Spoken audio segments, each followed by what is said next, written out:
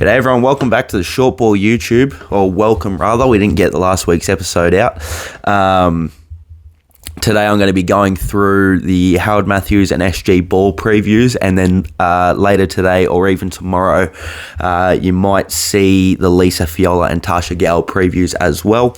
And make sure you're following my Instagram at the shortball_. I'll be doing in-depth previews and coverage of all the finals throughout this 3-week final series for the New South Wales Rugby League, as well as New South Wales Cup and Jersey Flag coverage as the season continues. So make sure you're tuned in for that.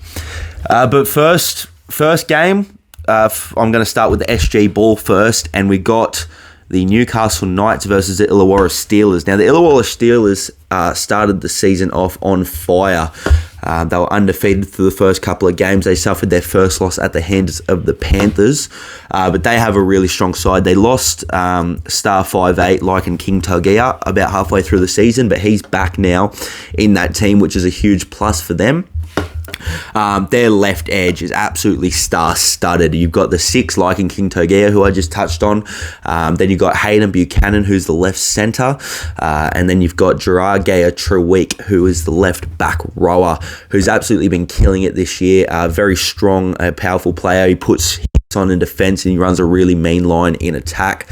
And that really helps King Tagia with his decision making, who he himself is a really strong ball runner, has the ability to go both short and long, so he'll be one to watch. I think he's going to be the key player in this Steelers side. And then across on the other side, the Newcastle Knights, they've been pretty dominant throughout this year. They've only suffered a handful of losses. They've got a really stacked side, 1-13. I think they'll be really, really tough to beat. I think you want to look at their back line, which is really strong, star-studded. Connor Vitano, I've said a lot about him. He was really, really influential in the Knights, making it to the Harold Matthews Grand Final last season. Really strong, powerful player. Tall and built, and he just moves really athletically. Reminds me a little bit of like a Latrell Mitchell, but he's really good with his support play as well. He's always pushing up through the ruck.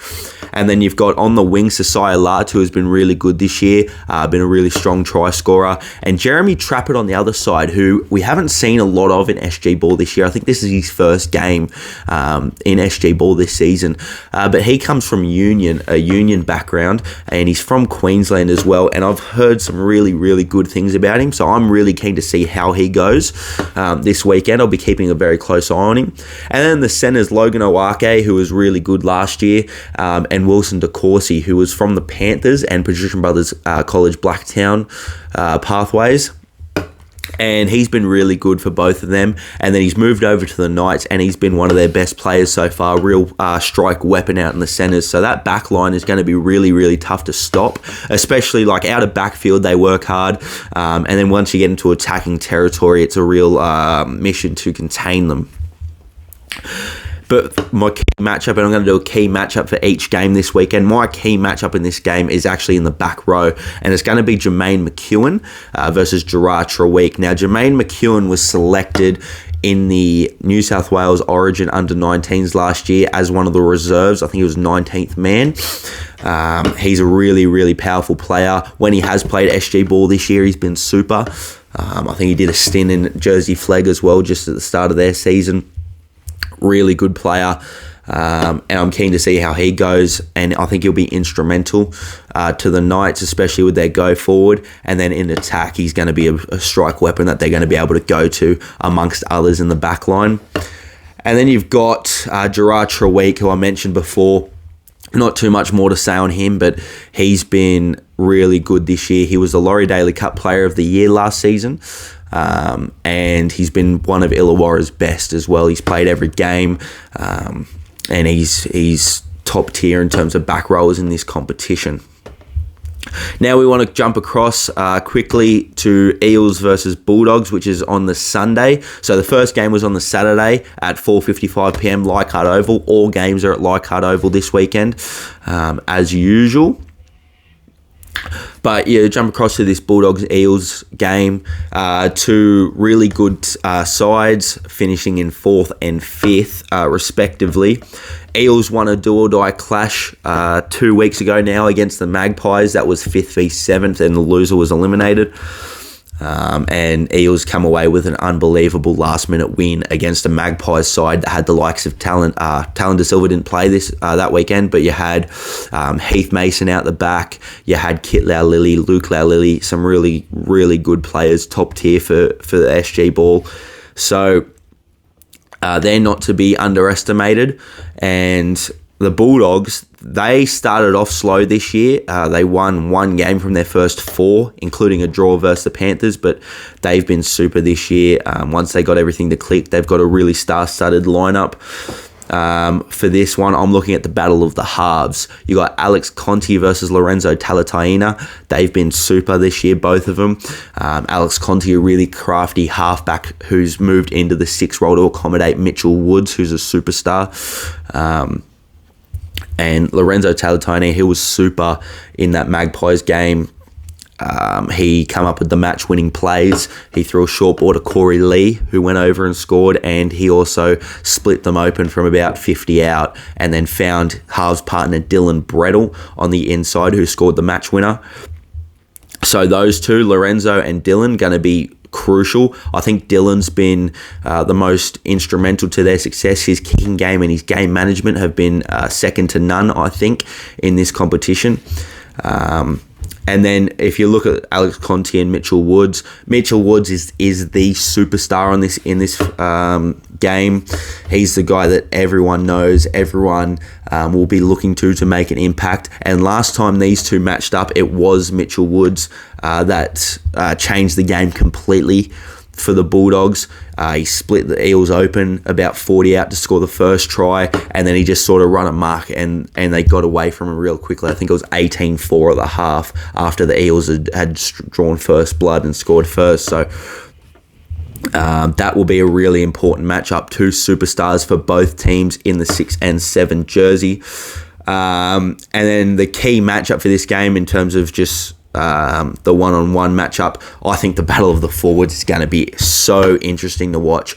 Javan Stevenson-Haller and Fanafo Seve, they've been unreal this year. 2 really big body forwards, mobile as well. Fanafo Seve in particular, he scored a try last time these two matched up. From about 30 out, just went straight through, running a tough line, and then ended up beating the fullback with a sidestep, which you don't see too often from front rowers, but he has that in his arsenal. And he's just a really big body forward who's tough to handle, especially in those yardage carries, and just wait for these two to collide when they do off the back fence hit-ups off the kickoff. That will be super to watch. There's a couple of other great little matchups here. Guys like Josiah Funiuta versus Sasai Alatini. That will be a good matchup. Tyrese Lakenny's been good as well for the Eels in that back row position. And so this will be a really, really good game to watch. 2, I think, pretty evenly matched teams, and that halves battle is going to determine a lot. Now we jump across to Harold Matthews. 2 really interesting matchups there. Obviously both being played at Leichhardt, both on the Sunday. So the Eels-Warriors game will headline it, and Eels the only team who are playing in both competitions in terms of the boys age, in terms of the boys bracket rather. And so we'll start off by having a look at their team. So that Eels-Warriors game, that's on the Sunday, 10 a.m. It will kick us off that day, and it will kick us off for the Harold Matthews preview. 2 strong sides, but the Eels side in particular, absolutely star-studded, and we'll start there. They went 6 wins, 2 draws this season, and the 1 bye, obviously, so they went undefeated. Their 2 draws were against first and second in the Bulldogs and Magpies, which both came down to a penalty goal to win it, with the Matthew Barakat missing for the Bulldogs, who I didn't touch on him earlier, but he's going to be one to watch as well. I will do a post on him as well later this week. But him missing a penalty goal to win it, and then Lincoln Fletcher from about 40 metres out against the Magpies missed one, hit the upright, which was a really entertaining finish to that game. So 2 draws for the Eels against first and second. They're one of the top teams by far. It's them, Magpies, Bulldogs. So that'll be really interesting to see how that sort of plays out throughout this final series. They've got some absolute superstars. This Eels Howard Matthews side, you look at the likes of Cyrus Bloomfield, who's probably been their best. Real attacking spark, strong, powerful ball-running fullback. Larima Rokosuka been really good on the wing. Talon Rosati, I did a post on him earlier today on the Instagram, so go check that out if you want to see what he's about.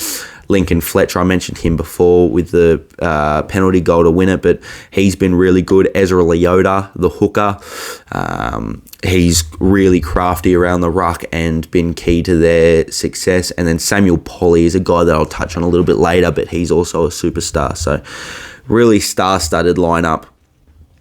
But the battle that I'm going to look at here is the battle of the forward packs.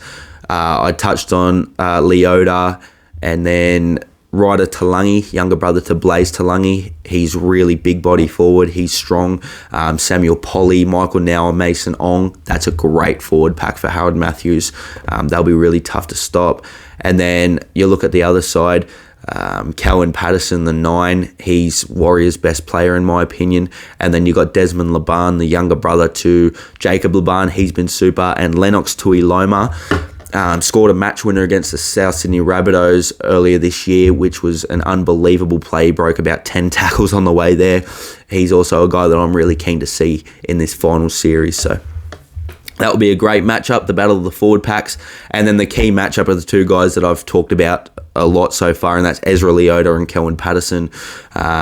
Ezra, really crafty hooker around the ruck, and got a really strong passing game, really good service, and his defence is also really good.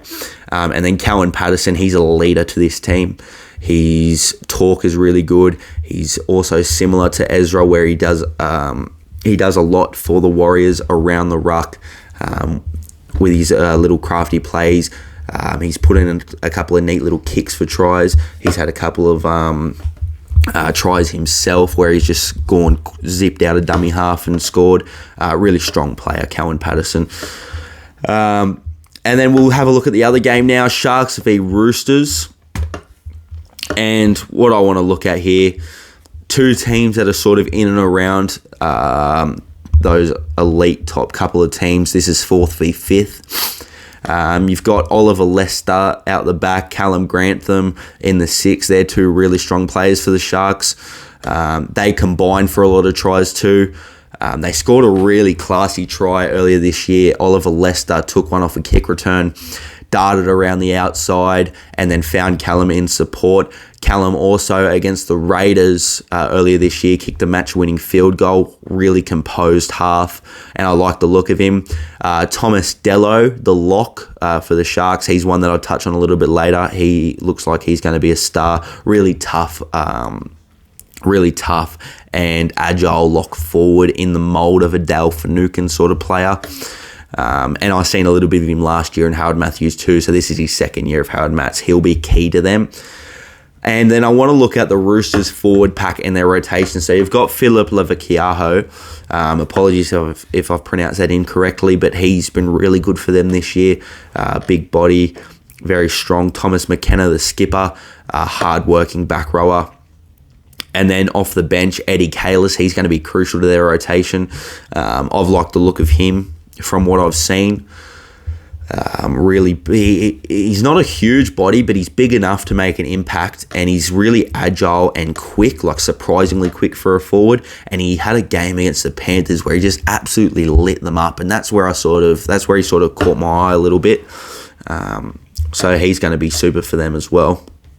So really keen to see how the Roosters forward pack tries to go about dominating this game. But the key matchup, the 1v1 matchup that I want to see is Oliver Lester versus Rex Bathingthwaite. They're the 2 stars for their teams. Oliver Lester, a little bit of a Nathan Gardner sort of player, really quick, zippy, creates space for others, especially when he's punching through holes or going around the outside. He does like to go around the outside of defenders a lot and just beat them with natural pace. And then Rex Bathingthwaite, really similar sort of player. He's a little bit smaller for a fullback, but he does get through his work quite nicely. and he's a really strong ball runner. Really quick as well, so I'm keen to see how those two match up. And just one guy that I wanted to make sure that I touch on before I move off is Lachlan Metcalf. He's only 15. I think he might be turning 16 soonish, but he's an age up and he's been an absolute star for the Roosters, so I really like the look of him. And if he can take over in this final series, I think they can go a long way, the Roosters. They've had some really good matchups where they've taken it to the top couple of teams, so really keen to see how they go.